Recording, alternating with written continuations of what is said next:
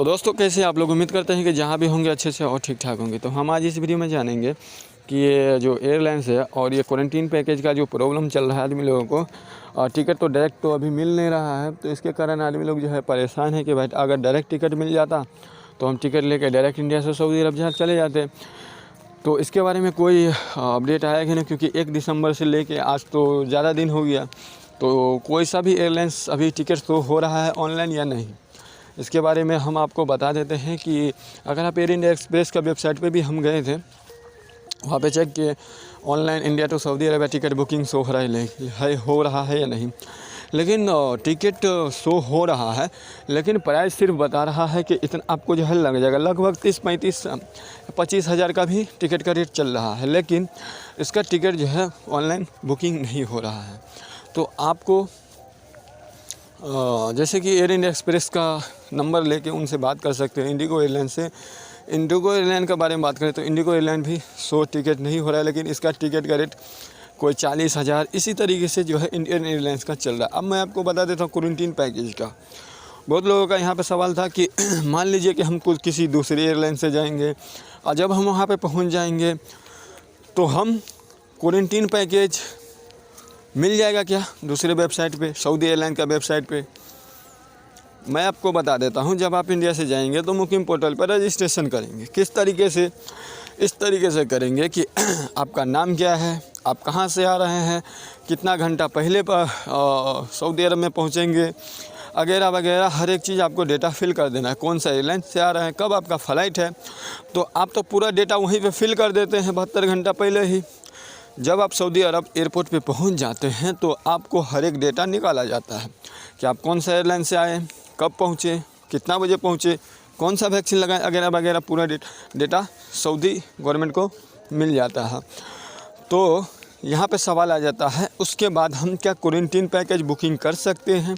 तो मैं आपको बता देता हूँ, जो भी एयरलाइन से आप सऊदी एयरपोर्ट पे पहुँच जाते हैं वो एयरलाइंस वाला हो सकता है तो आप जब उतरेंगे तो आपको तभी फॉर्म दे दे कि ये फॉर्म भरिए, आपका क्वारंटीन का ये फॉर्म है। इस तरीके से हो सकता है। या फिर जो सऊदी गवर्नमेंट के तरफ से जो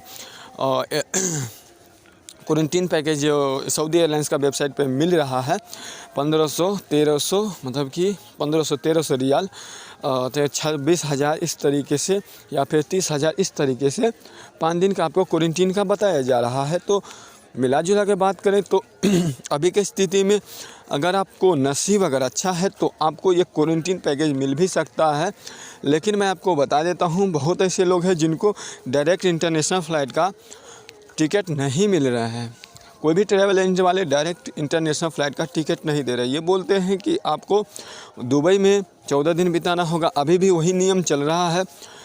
या फिर ऐसे बहुत लोग हैं जो कहते हैं कि भाई 1,10,000, 1,20,000 ले रहे हैं, डायरेक्ट फ़्लाइट का टिकट तो मिल ही नहीं रहा, मिल भी रहा है तो महंगा मिल रहा है।